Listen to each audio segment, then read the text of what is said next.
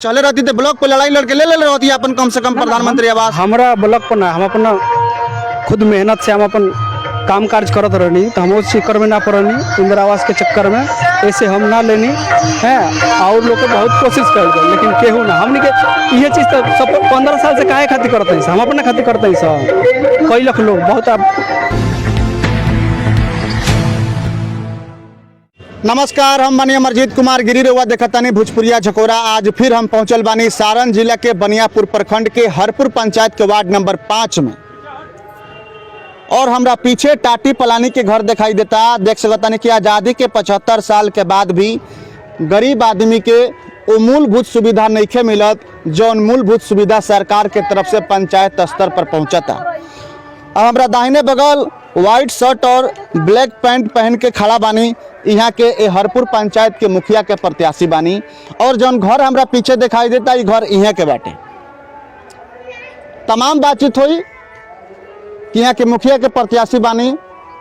अच्छा बात बा कि गरीब के बेटा गरीब आदमी चुनाव लड़ता, लेकिन दुखद बात ई बा कि सरकार के तरफ से मिले वाला सुविधा यहाँ के भी ना मिलल जौन की मिले के चाहिए। का नाम बराउ?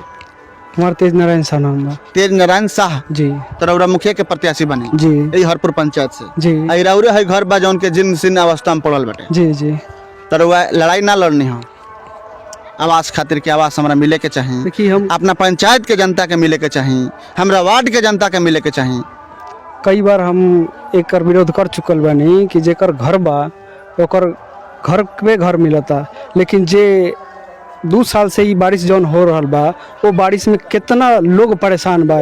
रौरा देख सकतनी हमरे ना हे बारिश के अवस्था में रौरा देखे कि हमनी के बहुत दिक्कत भइल। ऐसा ऐसा रौरा 20 गो घर 50 गो घर मिल जाई कि जौना में लोग कौना दिक्कत से परेशानी से रहल बाटे। लेकिन सरकार के लेकिन हाँ इहे बात बा कि मुखिया जी चाहे जो भी बाटे कम से कम जीतल तो ओकरा बात तो देखे के चाहिए। गाँव 15 साल से न जीतल बा जी। 15 साल से 15 साल के बाद भी मान ली 5 साल भइल 10 साल मिलल 15 साल मिलल।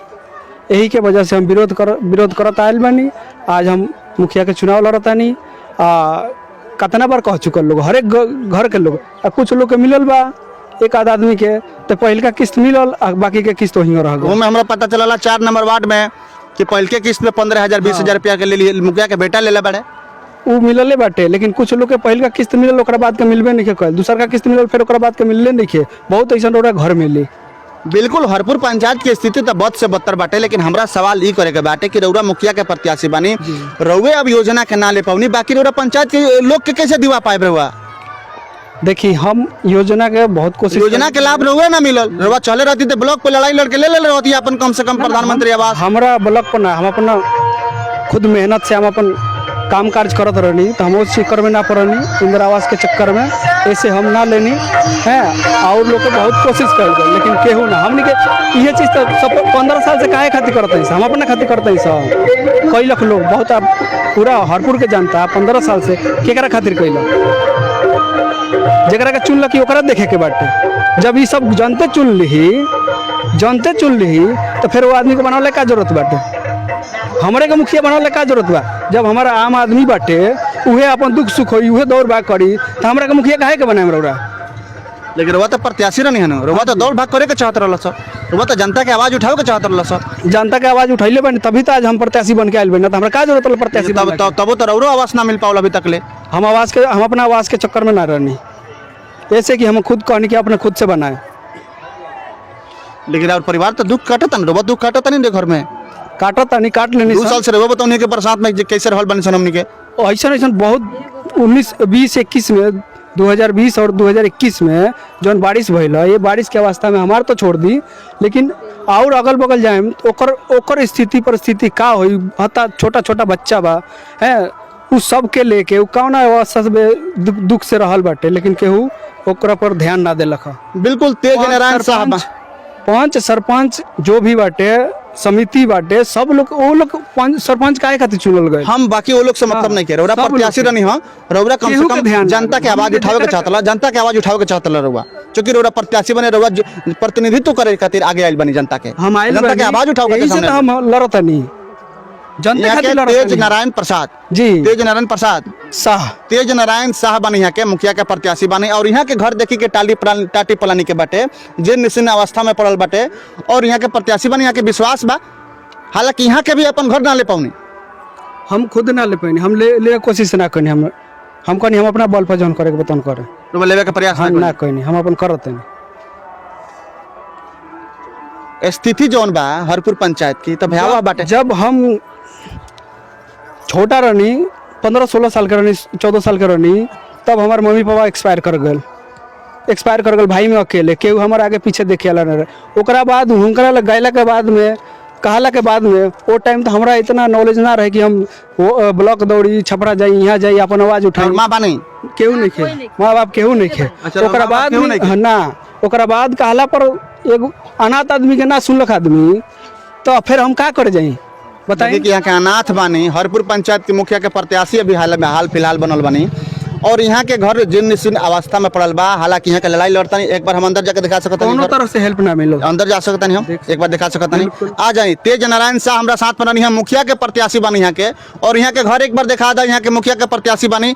कहते नहीं कि लड़ाई हम जनता से लड़ता नहीं, एजी के सिस्टम से लड़ाई लड़ता नहीं, सिस्टम से लड़ाई लड़के प्रयास करता नहीं कि आम जनता का सहयोग मिले। लेकिन देख सकता नहीं कि यहाँ के खुद के घर अभी तक नहीं के बनल और यहाँ के जवाब में ये बात बताओ नहीं कि हम लेबे के प्रयास ना करी प्रधानमंत्री आवास।